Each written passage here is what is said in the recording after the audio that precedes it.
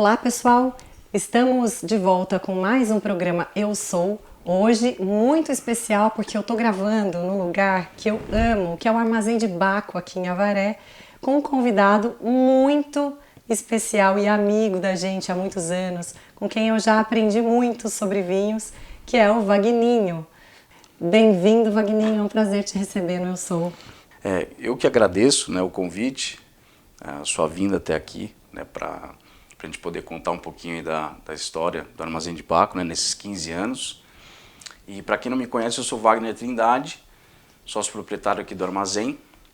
E durante esse período, né, a gente vem tentando, eu acho que até de certa forma satisfatória, passando, né, a cultura do vinho, né, que eu acho que o mais importante e o que a gente tem em mente é isso.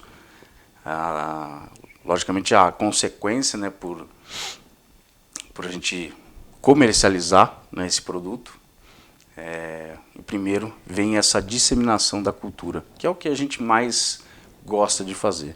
E é muito legal, você tocou num ponto importante, porque vocês gostam muito do que vocês fazem, né? Sim, e começaram meio que com uma reunião de amigos. Sim, na verdade nós começamos, né, e quem iniciou o projeto primeiramente foi meu pai. Ele, desde muito tempo, né, bebia, tinha o hábito, né, de beber vinho, né, desde muito novo, e até hoje, né, permanece aí o hábito com bastante frequência. E através de uma conversa que nós tivemos, né, num almoço, que também é regado a vinho, nós decidimos aí fazer um estudo, né, a respeito do vinho aqui na cidade, que nós não encontrávamos locais para se comprar um vinho, a gente tinha que se deslocar até outra cidade, em boa parte das vezes a gente tinha que se dirigir até São Paulo, e restaurantes aqui a gente raramente encontrava algum rótulo de vinho. Então, poxa, vem num frequente aumento, né, de consumo, mesmo que timidamente, né, nessa época, muito timidamente, mas a gente pegou esse gancho para poder inaugurar o armazém nessa época. E a partir daí a gente foi estudando, né, eu advogava na época, eu fiz bastante cursos, né, e hoje eu finalizei aí o WCT nível 3 e posteriormente tem o nível 4, que é o último nível da principal escola de vinhos, né, do mundo aí. É uma escola inglesa, que agora já estou, né, fazendo aí um cronograma de estudo para fazer esse nível 4. E através disso, né, com esse conhecimento que a gente vem adquirindo, né, ao longo desse tempo, para a gente poder aplicar esse conhecimento aqui na loja, porque o vinho ele requer isso. Se você não tiver um estudo frequente, um estudo muito incisivo, não adianta. Não tem o vinho ele precisa de uma pessoa que faça essa transmissão de informações de maneira muito precisa, né, de maneira coerente, que possa aproximar as pessoas, né, da bebida, senão realmente fica complicado aí. Legal.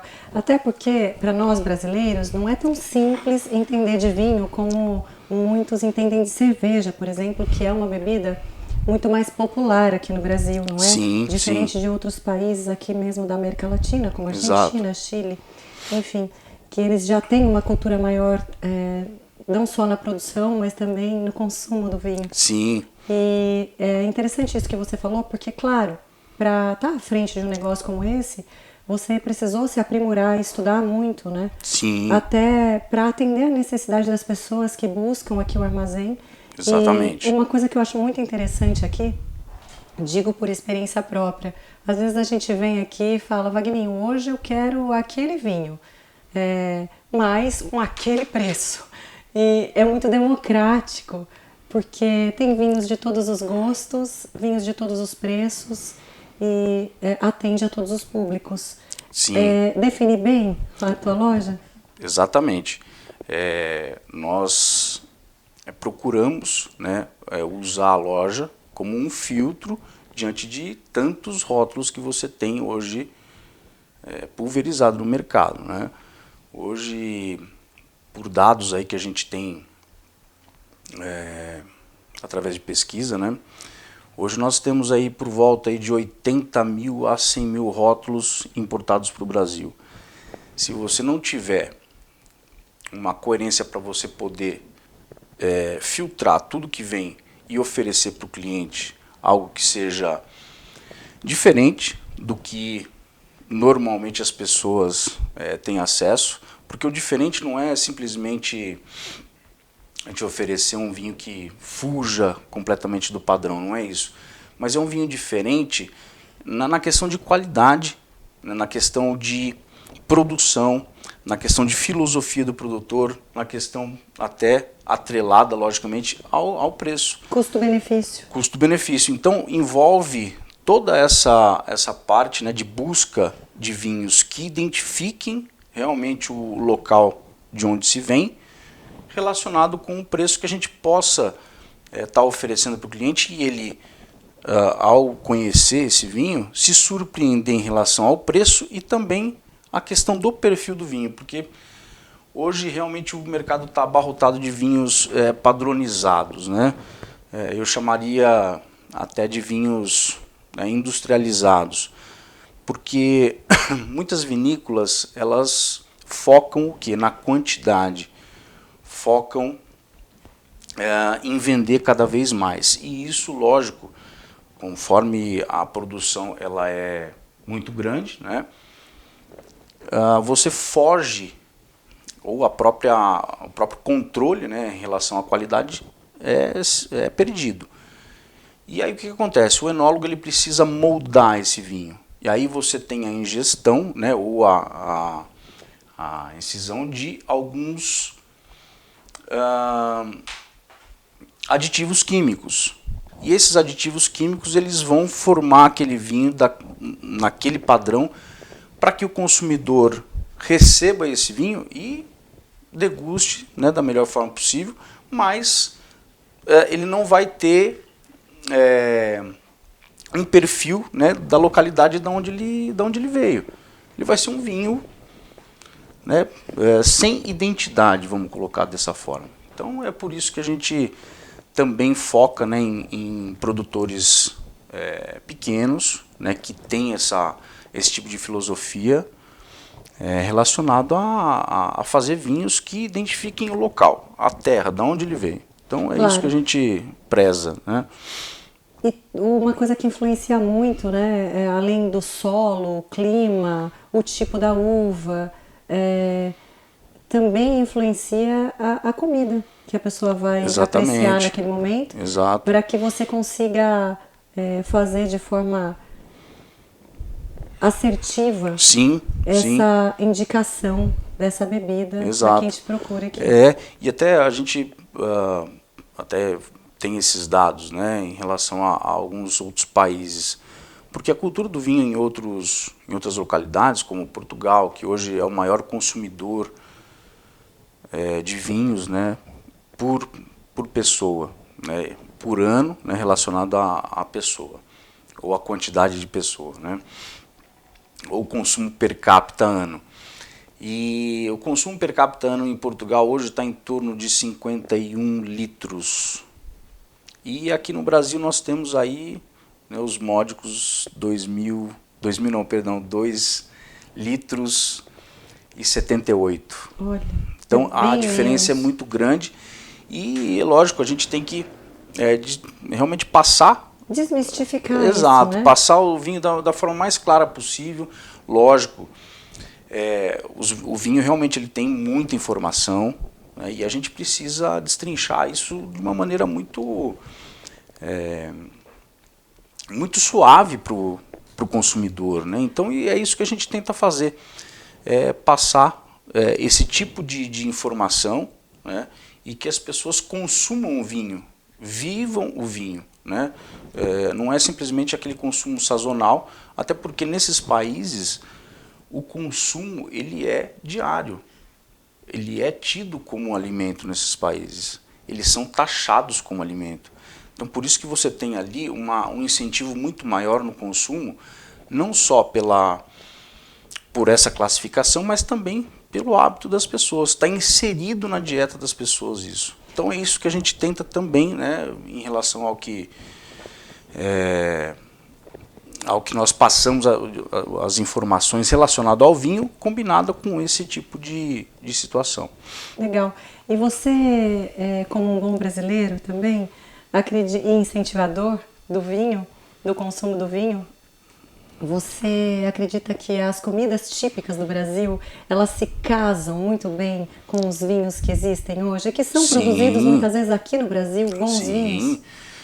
Na verdade, nós temos aí já uma gama grande de alternativas, né? Não só de tintos, como também de brancos, rosés. Nós temos aí, o Brasil hoje realmente ele é forte, né, na questão dos espumantes. Hoje a identidade, né, relacionada ao Brasil é dos espumantes. Eu acho que é o produto que se faz melhor aqui, né? E as pessoas elas poderiam ter uma iniciativa maior em consumir esse tipo de vinho, né? Porque é que nem a gente estava comentando, né, em relação aos outros países, a identidade de muitos países é o próprio vinho.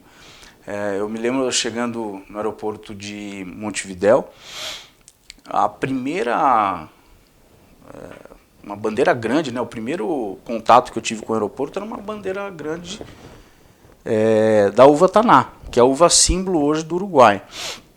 Então você tem essas identidades, né, relacionadas aos países. E você tem não só a questão da comida no Brasil, né, como também os vinhos que hoje podem se casar perfeitamente com, né, a culinária nossa aqui. Então, de norte a sul do país? De norte a sul do país. Você tem inúmeros vinhos que você pode fazer isso regionalmente hoje. Até, como exemplo, a gente dá a vinícola que recentemente abriu suas portas, né, até colocou os vinhos aí no mercado, que eu achei fantástico, né, um projeto fora de série. E você já tem a Casa Sonsini aqui, que ela ajuda nesse sentido. Então você vai poder, às vezes não, né? Você vai poder cada vez mais ter acesso à culinária regional com os vinhos também que são regionais. Legal. Você tem aqui os queijos que são aqui por perto, né? O caso de Pardinho. Então você tem aí produtos que podem ser consumidos com os vinhos que são, entre aspas, né, nesse caso, locais. Muito bom.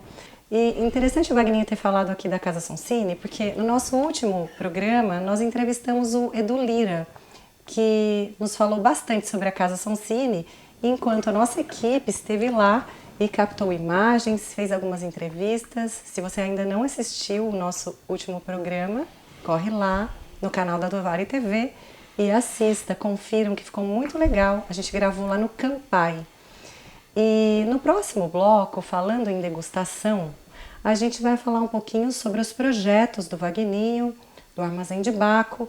A gente vai falar um pouquinho do Festival de Vinhos e Queijos Artesanais que terá aqui em Avaré no dia 15 de julho. Mas, se você quer saber mais sobre isso, aguarda um pouquinho que depois dos comerciais a gente volta. Até já!